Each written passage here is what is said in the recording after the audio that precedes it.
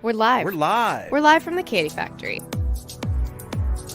Ann Kirby is the founder of the Candy Factory, A co-working campus in Lancaster, PA, and kick-ass female entrepreneurs. A networking group for female entrepreneurs. I'm interviewing people who are experts in their field. Marketing, accounting, company culture. We're going to be talking about a wide range of topics. Co-working, HR, community. Some might interest you, some might not, at first, but I promise you'll learn something new. Leadership, development, entrepreneurship. all things business. It's live from the Candy Factory With Ann Kirby.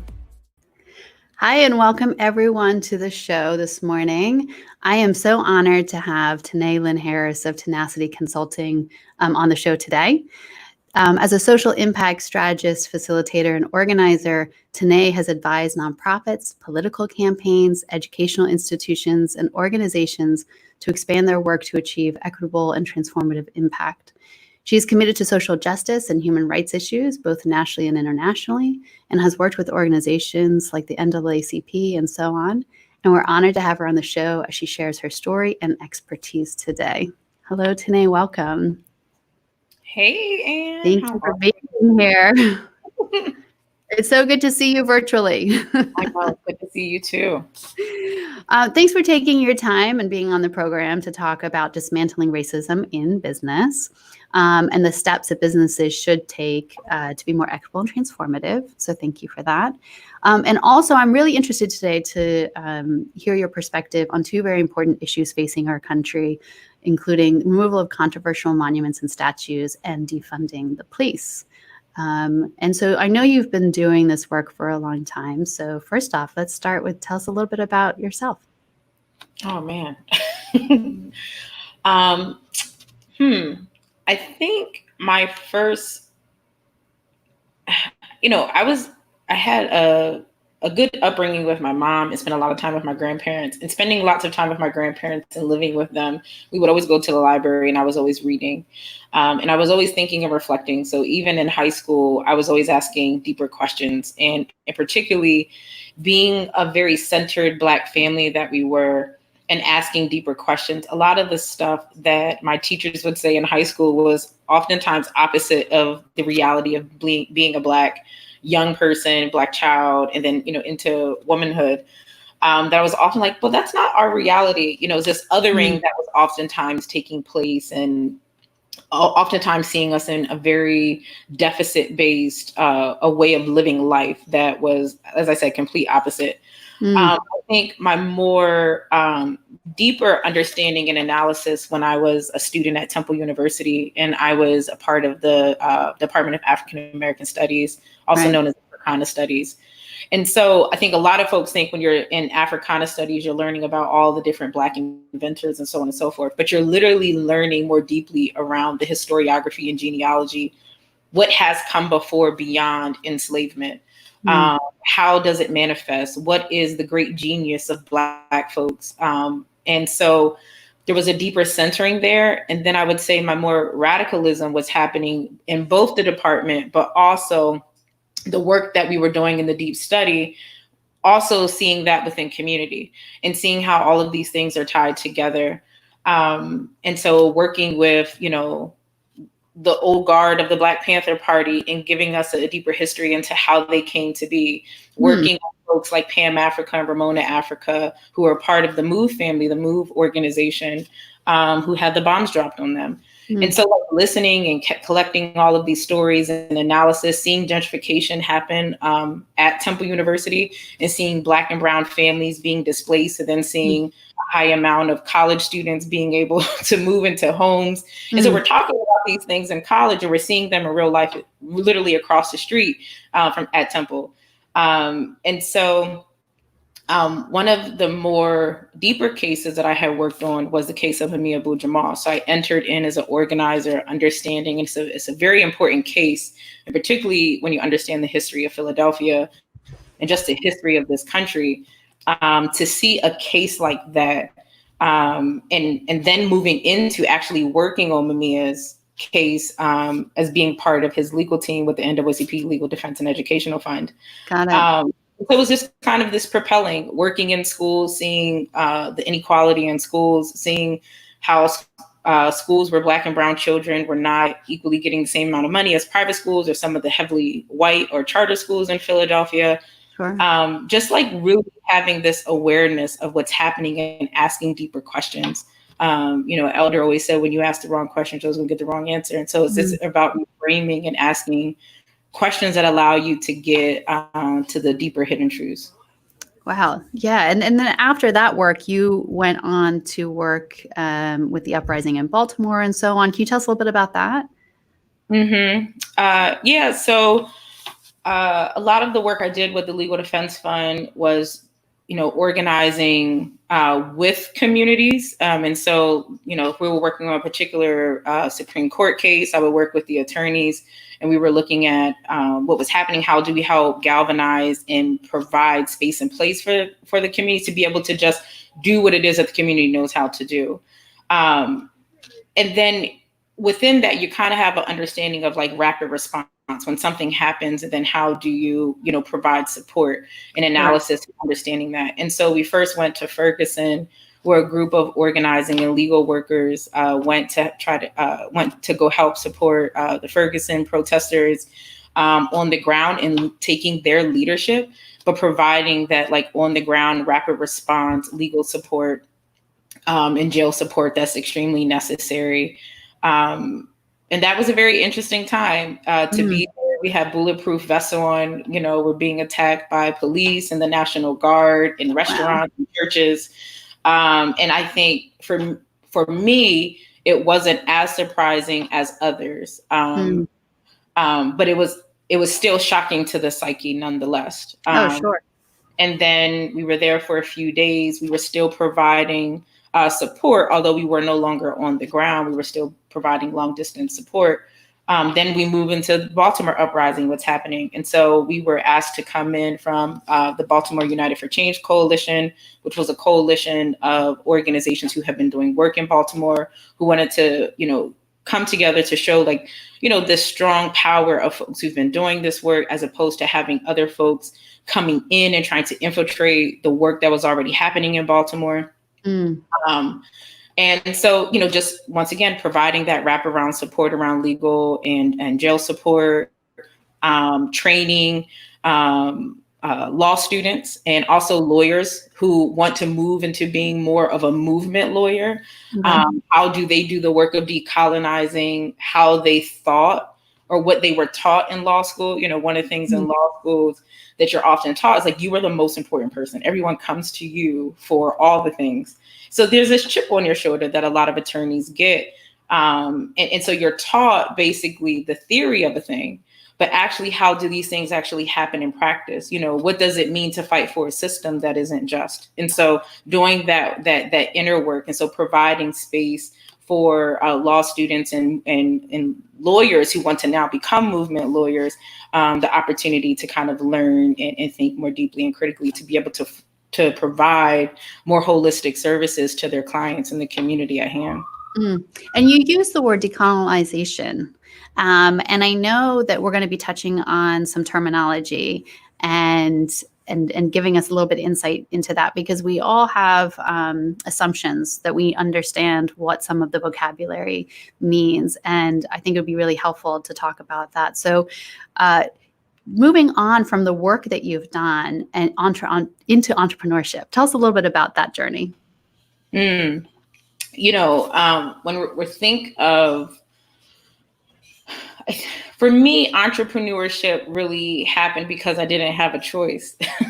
I had my son at a point in time where I was unemployed. And so in a society that is based upon the material things that you have, it was very easy to fall into feeling that I was inadequate. But I knew that now having a child, I was going to have to do everything in my power to get money so that we could live and that we could survive. And so for me, it was about tapping into my own innate power, my gifts and my talents to be able to make money for myself. And it happened organically. There were probably two folks who started asking me to offer support for their organization, like right during the Baltimore Uprising and then right after that. And so it was like this trickle down effect, like to have lost your job at the hands of toxicity, where folks are toxic and when they're oppressive and they cause harm.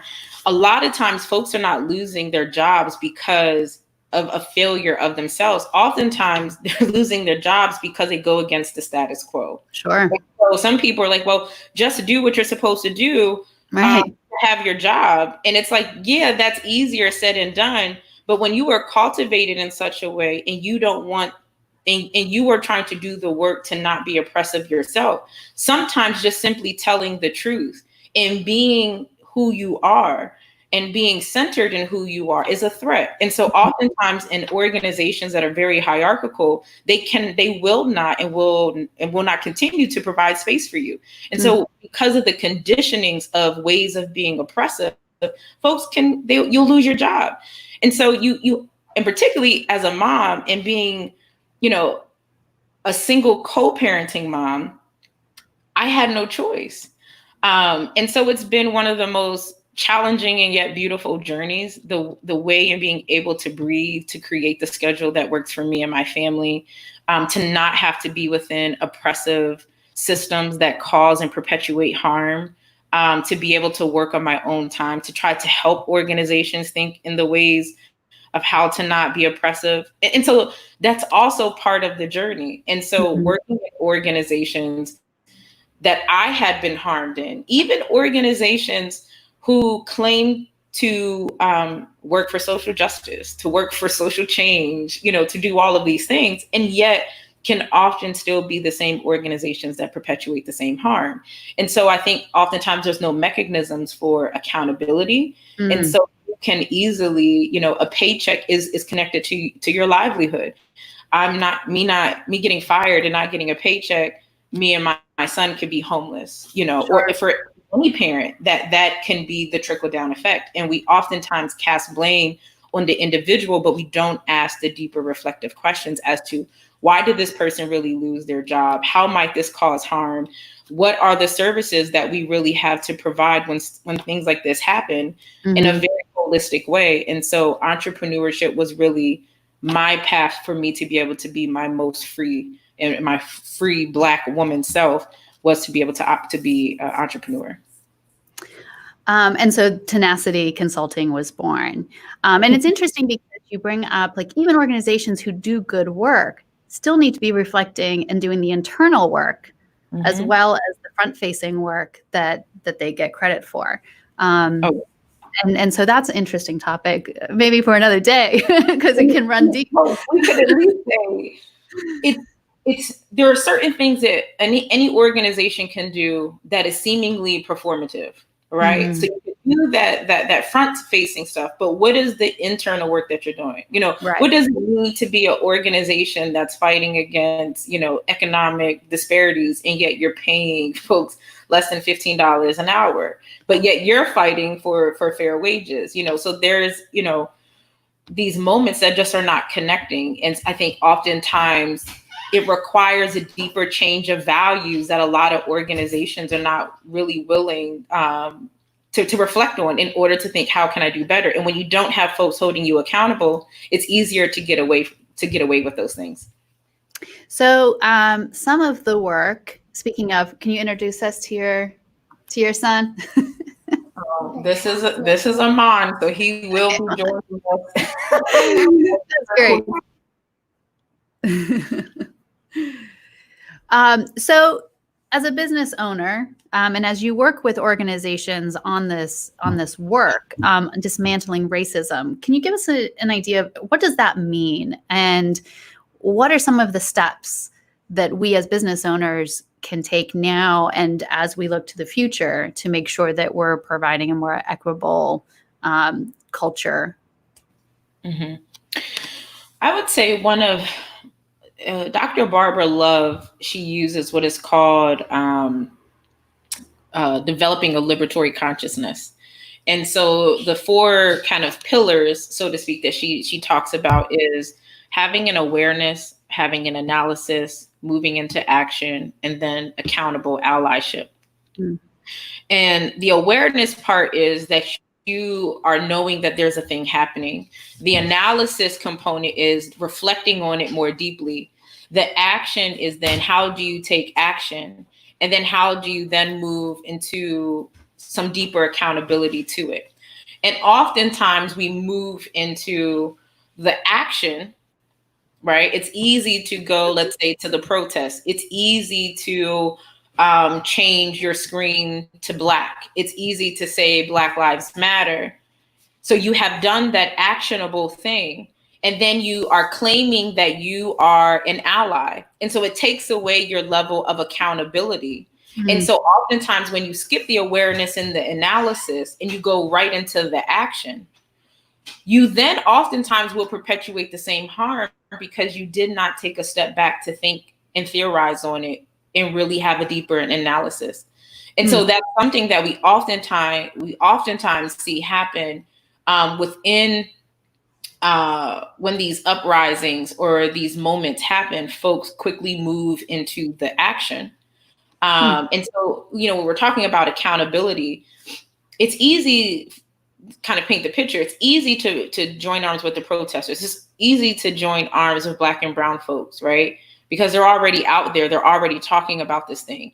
The harder work, and particularly if we're talking about those who are perpetuating the harm, whether it's subconsciously or consciously, it is how do you do the work within your own families? How do white folks do the work with their families? How are you talking to your mom? How are you talking to your children? How are you talking to your neighbors and your aunties and your cousins? That is the harder work, because then that is a call to be more reflective and think about the benefits that have allowed the family or have allowed you all to exist. And so oftentimes folks move into that. Additionally, when we're talking about allyship, I don't necessarily want folks to be in allyship as much as I want folks to be abolitionists and I want folks to be in solidarity. And I feel like that changes it a little bit more, because when you're operating in solidarity, you are really taking the leadership from those who are most oppressed and those who are most harmed. You're not trying to run and take the mic. And often, and also if folks want to say that they're an ally, it's really the community that needs to say that you have proven yourself to be in solidarity with us. And so it's easier to proclaim. And I think our intentions are right when we say that, I am an ally of the trans community. But has the trans community said that they have seen you really operate with a high level of solidarity and, quote unquote, allyship? And so that kind of shifts the ways in how we show up, because there's a level of accountability with that. You're not just proclaiming the thing, you are now proving the thing. Right. It's really good points. I mean, I think that, as the current situation has escalated, we are seeing a lot of businesses just reacting and not doing the reflection and work that you're saying is so important.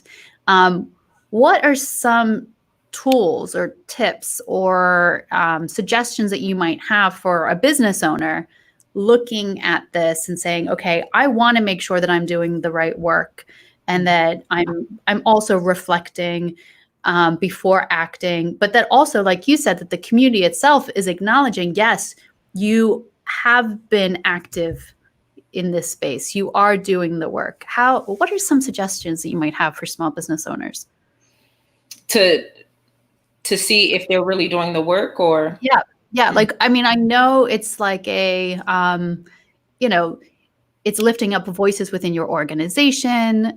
When you're working with some of your clients, what are some of the things that you have them, sometimes challenging questions that you might even have them ask themselves? I mean, I always think, let's even talk about, the current moment. One thing for clients who I've worked with before, and even new and emerging clients, has been to really take a step back and ask the question, why now? And they're like, what do you mean? I have to do this thing, because if I don't do this thing, I'm going to get called out. And it's like, yeah. Right.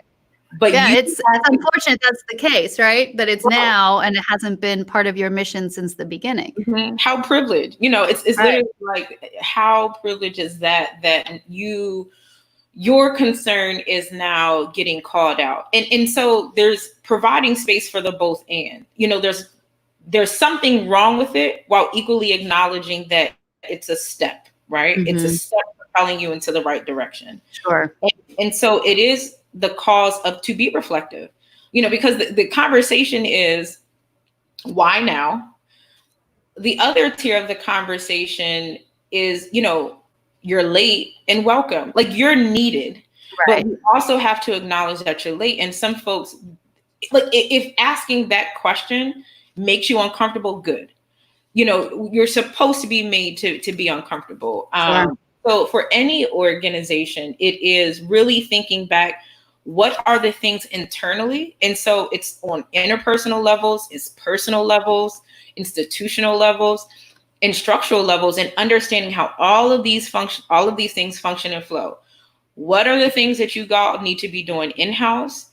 What are the things that you may have done out in the community that sound good, Mm-hmm. but how are you a real live embodiment of the work that you're saying that you're trying to do? Because again, it's easier to just simply do all of these performative things. Sure. But where's the accountability to it? Sure. Some of the organizations also have to reflect on moments where people in community have challenged them, Mm-hmm. and they didn't really want to listen. And that's a harder conversation for folks, because because we use the words, right? We say community, we say social justice, we say we believe this is for all of us, we're all welcome, but when it comes time when community has maybe tried to challenge, how did you process that? Did you reflect on it, or did you automatically dismiss what the community, those who are most intentionally historically disenfranchised, had tried to bring to light with the organization? And a lot of organizations don't want to do that. Businesses don't want to do that. And so that, that's a deeper call to arms. And I think, just in regards to businesses and organizations as a whole, there's another level of this that requires some reflection around anti-Blackness. And anti-Blackness is really just not believing and trusting in Black folks. And so it happens a lot. And so we oftentimes use people of color synonymous with being Black. Sure. And that's not the case. And so it also is a challenge when we're thinking about the level of accountability. And so what is happening to Black folks time and time again isn't happening to all folks of color. And that's a deeper conversation and reflection.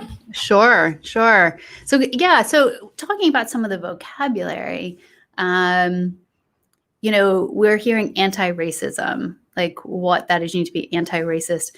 Can you give us a little bit of insight into some of the vocabulary, like you said, some of the words that you're hearing, some of the words that organizations or businesses are using, whether or not they're being authentic or not? But can you give us a little bit of insight into the vocabulary? Yeah, so racism is really looking at like the systems of structuring opportunities and assigning value based on social interpretation. And then if you're looking at something like racial equity, that's the condition that would be achieved if one's racial identity no longer predicted in really a statistical sense of how one fares in society. And so we have racial equity as more than the establishment of fair treatment, and fundamentally requires the past inequities be resolved so that the current conditions and not just the treatment of people cannot be predicted by race. And so, and that comes from ABFI, the Association of Black Funders. And, a good example of this would be the fact that Africana studies or African-American history or Latinx studies or Asian studies, Chinese history, so on and so forth, is other. And the prominent history is that around Europe, the US, and this othering is taking place, right? So the history books may have 1 or 2 pages around enslavement. And we say enslavement because Black folks didn't ask to be slaves, therefore they were enslaved. And so it pushes back on this idea that one is something that they did not want to be. Right.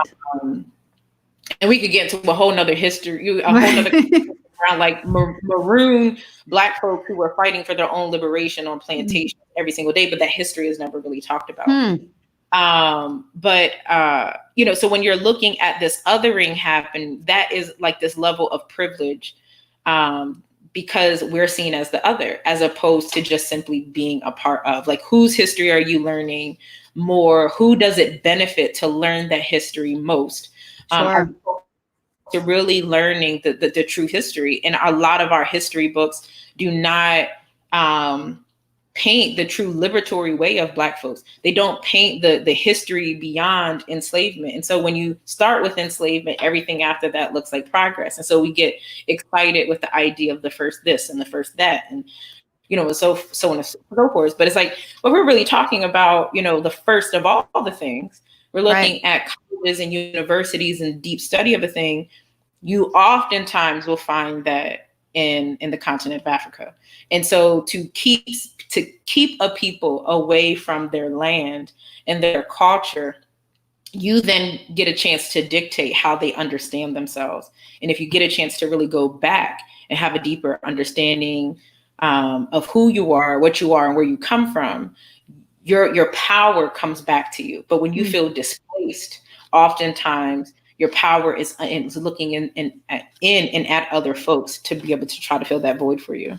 Well, I mean, as you speak to learning history, it's intentional that history has been chosen not to be included in our history books. And that's part of the problem. That's what we're looking to have to try to address aggressively. And so going back to some of the business aspect, if I have a group of employees in a small business, what's one specific thing that I could do to improve, to lift them up, to hear their voices, or as someone is hiring, what are different suggestions you might have as a business owner to make sure that we are being inclusive as well, that we're being active? Yeah. And of course, all businesses are not the same. So it's really about paying attention to the business, where they are, where they see themselves going, what they're willing to put, what is the sweat equity that they're really willing to put into this. But I would say a starting point would be to have an inner conversation. And I would even say, like, as the leader of an organization, you want to be reflective of self. You want to be reflective of how you show up. You want to ask deeper questions of, how can I do the work to not cause harm? I have to acknowledge and understand the definitions. What is racism? What is privilege? How might I be showing up in those things? How might I be causing harm? How might I be oppressive, right? And then think through, how could I be more equitable in the organization? And then everyone is coming together. And so let's say your organization is primarily white and you have one person of color, and that person might be a Latinx person. That burden is going all onto the Latinx person, more than likely, because either one, there's a few things that can happen. Either one, folks aren't really listening to them presenting all of who they are, right? And then particularly if this is a Black Latinx person, if they bring all of who they are into the space, oftentimes folks might think that they know more than them. But no, I know all about community work. I know all about, social justice and so on and so forth. But it's really providing space and place to be able to listen to one another and to acknowledge. And again, if everyone in the organization primarily looks the same, if the voices who are most heard are oftentimes white men and even white women, that also that let you know that there's a problem just in that. Sure. So that would be the work of reflecting on, hey, why is this? How can we do the work to get a more diverse pool, but not just diverse in regards to numbers, but how are you becoming more inclusive? And that means that someone can bring all of who they are, and you're not trying to, colonize them. You're not trying to further oppress them and trying to cause further harm. And so it's just important for organizations to do that deep inner work first and to think about it. And then also ask questions, ask people who can support. Organizations and businesses also have to understand there's this idea that when it comes to wanting to dismantle oppressive systems and race equity, that they are not supposed to pay for consultants. Consultants, and particularly in this work, and this is the other thing, a lot of people gravitate to this idea of now becoming a DEI, diversity, equity, and inclusion consultant. And they read a book, they took one training, and now they think that they themselves are trainers. And it's a very problematic way of doing the work. But organizations have to be willing to put the money into unlearning, relearning, and learning new ways of being and becoming within their organizations. And so what is the money that you're willing to put up front? What is the inner work that you all are willing to do? And then what is your short-term, midterm, and long-term goals? And allowing a consultant to be able to help you do that. Don't look for don't have community conversations as your entry point. You need someone who's really there helping you think through this in very deep and complex ways. And there's a whole nother conversation as well. Community really knows the answers, but you also need someone to help guide you. You also have to understand that when historically disenfranchised voices oftentimes get a quote unquote seat at the table, some folks are just happy that they got the seat at the table. And this isn't, to go against them, but it's acknowledging that some folks who have been oppressed and have never been seen, again, they're happy to have the seat at the table. So their level of accountability may be different as opposed to someone who's really sitting down with you to help you think of it. And also, don't go with someone who is going to make you comfortable. Oftentimes we retreat to go with folks who make things more palatable to our liking, as opposed to those who are going to push us to do more, to do better, and to think more deeply around the ways and how we show up. If you feel all warm, fuzzy roses every single time you call to your consultant, you want to have that relationship. But if they're not really pushing you to think more deeply about this, then you haven't gotten the right person. I think challenging and having to ask, really important and sometimes challenging questions is essential. And so if it's just to make yourself, like you said, feel kind of warm and fuzzy, like, oh, I'm doing the work, here, look, and it's more optics than it is actually transformative. So those are all really, really good points. And real quick, before we move on to some of the other topics, can you explain what privilege means? Because I think that a lot of white individuals don't necessarily understand what it's meant. Like, oh, well, I grew up poor, I'm not privileged. Can you explain that a little bit so that we can understand exactly like what is meant when we say understanding your privilege? So there's a few things. One, privilege is the mere fact that we can both do this. I have because I have Wi-Fi that allows us both to do this, that allows me to do this. So there is like a class privilege, right? And that also goes into when everyone was talking in the midst of COVID-19, like we're all in this together. Well, no, everyone is feeling this differently. And so when it comes to the privilege, it's understanding the class privilege, but it's also understanding, like I said before, when African-American history is seen as the other and white European history is seen as the way, the truth, and the light, that's the privilege, right? One can grow, but the color of one's skin allowing you to have an entry point is privilege, right? Folks having to wake up and having to think through, how will I be treated today? Because of my Black skin, because of who I am as a Black person, that is what shifts it for folks drastically. And that is a thing. It's like, I'm poor, I didn't have privilege, but the reality is that you're not poor because of the fact that you were white, right? You're poor because of class, you're poor because of other systems that don't really provide space for folks that are poor, but you're not having to deal when we're looking at intersectionality, you're also not having to deal with the other fundamental things that Black folks are having to deal with, or other folks of color who are both poor, who are oppressed because of the color of the skin and who they are and how they show up. Excellent. Thank you for explaining that. I think it's very helpful. And so moving on to some couple important issues facing the country, and what is the perspective on the movement to finally bring down some of the controversial statues around the country that have been debated in some cases for decades? And we had talked briefly about, I reflect on Lancaster as you know, this is where I've lived for the last 20 some years. And you know, I'm an advocate for women and female entrepreneurs, and you look around and there's really no female statues, right? Let alone people of color or Black and brown, and leaders that we've had within our community.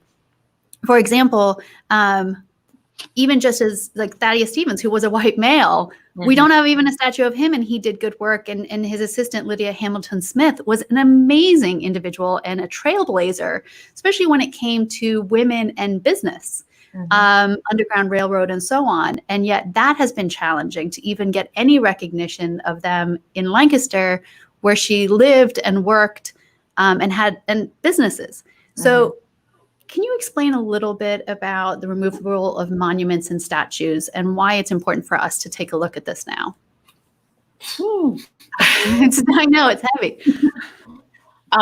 You know, so the thing is that nothing that is happening is new.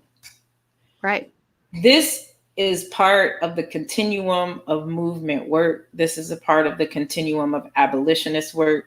And when I say abolitionist, it's also important to understand a little bit of the difference. Abolitionists in the time of enslavement were primarily, well, they were both Black and white folks, but some of the white abolitionists were just saying, we don't want you to be slaves. We don't want you to be enslaved, but don't start asking for jobs. Don't start asking for entry. Where Black folks who were abolitionists, like Frederick Douglass and so on and so forth, they were asking for the liberation, you know, of Black folks. All you being able to have access to all of the things. Right. And so this time around the monuments and dismantling of iconography is around, you have to think about this, to have these oppressive monuments around and you're not doing anything to dismantle it. It's like, praise these folks. Right. You know, we're looking at someone like Christopher Columbus. Christopher Columbus didn't find anything. Right. I mean, one of the I don't know if you ever seen that the cartoon of Christopher Columbus sailing in, and you see the folks waving like, "Hi, how are you?" And he's coming in. It's like, one, it takes away from history. It takes away from, you know, the real reality. And in return, it perpetuates harm in multiple ways. But let's even think from an educational vantage point. You have learned your entire life that Christopher Columbus found the New World. Oh, yeah. Yeah. And then you go to college, and maybe you didn't even find out in college, but let's just say you're in college, you're 20 years old. 20 years has gone by and you had celebrated Christopher Columbus your entire life. And your professor has now told you Christopher Columbus hasn't. So you have gone through this moment of like, wait, huh? Right. My whole life I have done this. And so then you start asking the question, do I go along? Do I go along to get along, or do I do the work to unlearn, relearn, and learn new ways, right? And so oftentimes what you see is that the status quo reaches to the top faster. And so folks, oftentimes in that moment, they're thinking, I'm about to graduate from college. I am probably going to have to go along to get along so I can pay back these loans. And so you're part of this system that is like, you just continue to follow the status quo. You don't unlearn anything. You just continue to perpetuate this harm. Right. So it's that part of these monuments, right? And so these monuments are here. And so imagine, and I hate, you know, I don't want to be grotesque, but let's just put someone, let's just say a family member who had been raped, right? And then the next thing you know, the person who had raped them is now getting a statue. Right. And this statue is here for all the people to see, all the people to praise. And then folks are saying, well, they did this one good thing. All of those other things don't matter. but the person never came. So there's a difference if you're talking about a level of reconciliation. If you're talking about the fact that someone has proclaimed, the person who perpetuated the harm has said, I did wrong, I need to do better. And also, if you had done that, you would not want a monument. If you had done that internal work, your ego wouldn't say you wanted to have a monument as well. But there's something around not having any level of accountability. So accountability is a real important thing. Like these monuments and iconography pieces, they're by design. They're intentional that folks can forget. So folks can start to, you might begin to think that you're crazy. Am I wrong for this? Right. It was a form of propaganda when you think of it. You know, so it's totally a form of propaganda. Totally. Absolutely. I mean, because there's this idea, like folks who are online are the smartest. I mean, folks who are in the media are the smartest people. People who get monuments have done amazing things. Right. And so when people are saying, let's dismantle these monuments, you're saying to someone in particular, let's look at enslavement. Like, oh, someone who had lots of my ancestors and was raping them and killing them off and selling them. So there was actually a woman here in Baltimore who talked about one of the monuments in Mount Vernon when she had to walk out of her apartment building. She saw one of the monuments and she's like, this person has raped, has harmed, and has been oppressive. And I have to see this monument of this person every single day. And, the monument's no longer there. Yeah. But it's thinking through that. Like you're telling folks that they have to they have to let it go, that it's time for them to move on. But you have never demanded that same level of reconciliation from the folks who have perpetuated the harm. Well, and it's interesting because people are saying, well, it's erasing history. And I'm like, well, first of all, it's not accurate history, as we've discussed. And it doesn't erase history by removing a statue. It actually forces you to have conversation around the true history. So there's conversations happening now that I think are really essential as we move forward and as we look to reflect on our past and also say that history is wrong. We need to be relearning and re-educating ourselves. And so that's part of the cycle, like the socialization piece, but then also the cycle of harm that has happened to a degree of the people who are saying, that's history, right? We shouldn't let that go and so on and so forth. Those are the folks who are having a hard time as well, because their whole life they have been told and have been conditioned of a thing. And they can now be 50, 60, 70, 80, and even younger than that years old. And they're having to confront something that they never had to confront before. That's uncomfortable. That's hard. That's like, what do you mean? Because also the country that folks have come to love, now they have to ask some harder, more complex questions that they don't want to because it's uncomfortable. Because they spent so many years praising it that they're just like, I don't want to do that. And so you rather get angry, you rather go along to get along, you rather other the other folks and act as though that what they're saying is crazy, as opposed to you really taking a step back and thinking through, who does this benefit? Why is this here in the first place? And how could one do the work to unlearn, relearn, and learn a new history? And so folks are like, I'm 60 years old, I'm not trying to do that work. But how amazing is it when you do meet those folks that are like, whoa, I'm learning something new and I want to do the work to decolonize myself. And so that, and folks do that work. And it's not one book isn't going to do it. It's going to be like some real deep intentionality of really thinking through the thing. So that's all really great insight. And so I thank you for sharing all of that. And so moving on to defunding police. So bring some clarity to the idea of defunding the police. Some people are twisting this into an idea that there would be no police department at all, that, anarchy kind of thing. Can you give a little bit of insight into what actually that means? Yeah.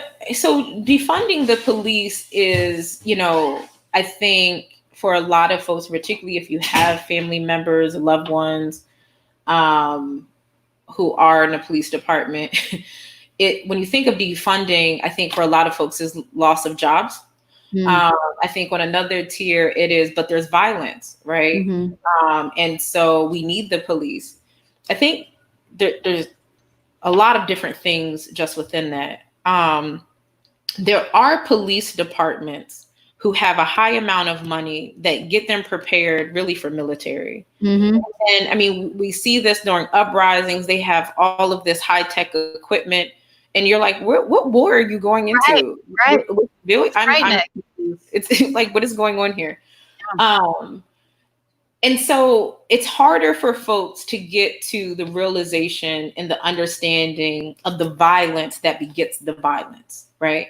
So if we were thinking through folks being whole, if we were thinking of getting rid of oppression, racism, if we were decolonizing, if we were getting rid of harm, if we were fundamentally thinking through, the hierarchy and capitalism and how that perpetuates the harm, we would start asking some deeper questions. We would start reflecting a little bit more. And so what we're saying is that police can do all the things that they're not trained to do. I mean, even lawyers go through 3 years of understanding, law and still having to continue to learn.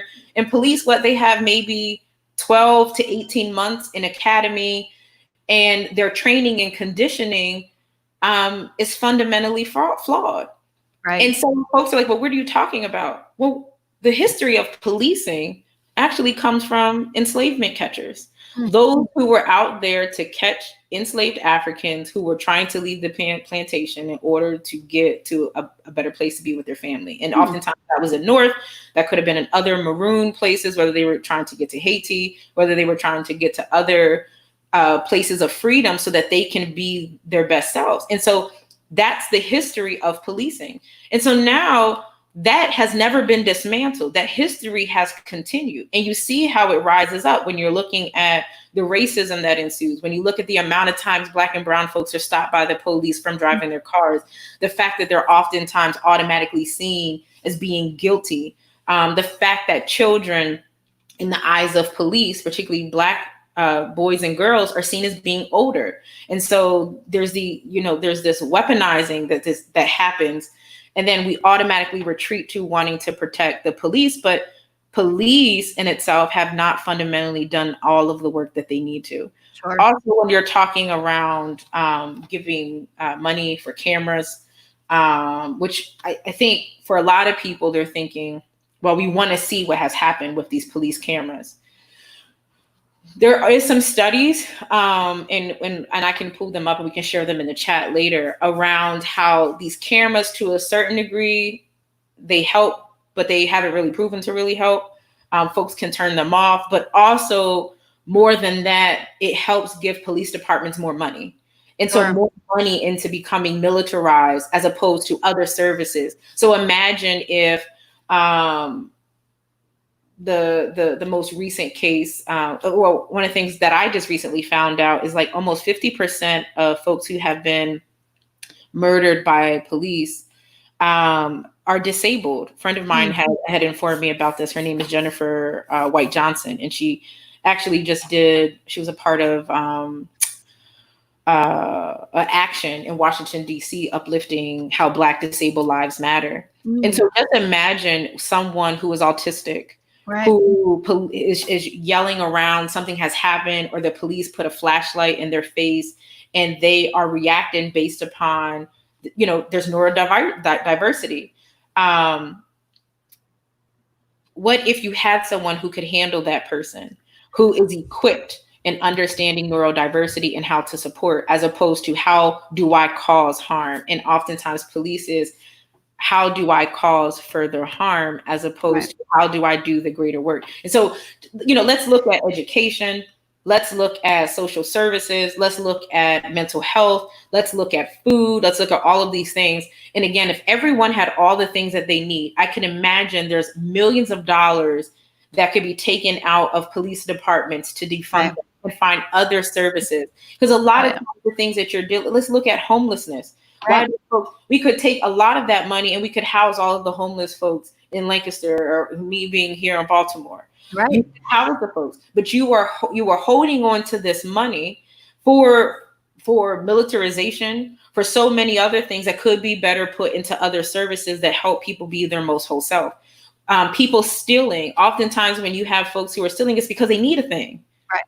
I mean, me being a mom, if I didn't have a job and me and my son were going 3 days, 4 days hungry, I will steal, you know, and also understanding this history of like, what are we talking about?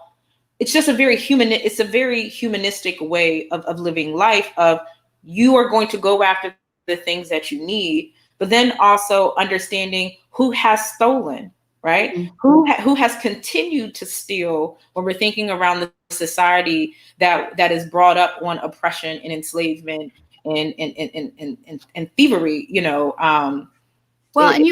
And even capitalism, right? So like, you know, it's the 1% and the rest of the population, and with limited resources, and you're just taking and taking and taking. This percentage is just, this 1% is taking, and then you have a population that's reacting. And there's models. There's so many good models on how defunding police, and we say defunding, but it's actually taking funds and what you're saying, putting them into services that are better suited and able to take care of a community. And there's an organization, I believe in Oregon, it's called Cahoots. And they've been doing this work for like 30, 40 years. And you know, if someone is in need, like if it's a mental health situation, they're called, the police aren't called. And then they go and they address the situation, and they're able to then get that person the help that they need. Right. And so that's where it's like, these models exist. And it's not that you're not addressing situations. If a domestic issue arises, that situation needs to be addressed. But are you bringing the right people to the table to address that situation instead of letting it escalate? And like you said, with a militarized police, it's like them and against us, or us against them. And it's just such the wrong approach. It requires, you know, the abolitionist part of this is it requires us to have radical imagination to really envision a world without violence. And so we have to really sit with that we've been conditioned to live in a world, in a society that is built on violence. From slaughtering indigenous Native folks to taking over land, to bringing in enslaved Africans, and building up this country so that folks could have more money and you know, goods and all of these things. Yeah. We don't want to acknowledge that. We don't want to acknowledge the violence that begets the violence. We don't want to think through the violence that we've been conditioned into. And so to think through dismantling that is really hard for us because it requires so much more work. It requires a lot more thinking through and acknowledging and doing the work to really help support a more holistic model of being able to Laura, you see the little hey, this is life, right? This is life. This is life.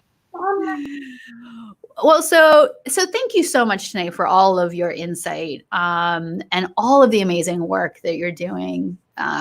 You know, not only here in Lancaster, but in Baltimore, and you're working on multiple initiatives. You're a busy lady, and we'll make sure to link to some of the projects that you're working on in the show notes as well. But do you want to speak to that real quick?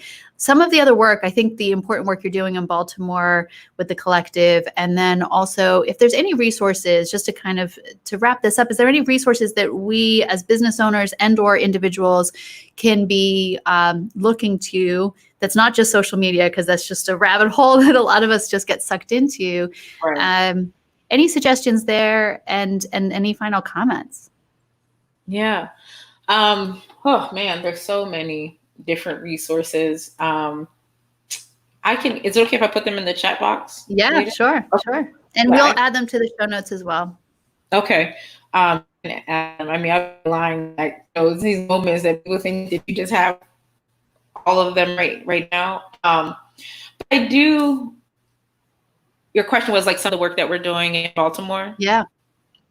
Yeah. You know, I'm a Lancaster native. But, you know, so we have the Bloom Collective, which is centered on Black maternal health and reproductive justice.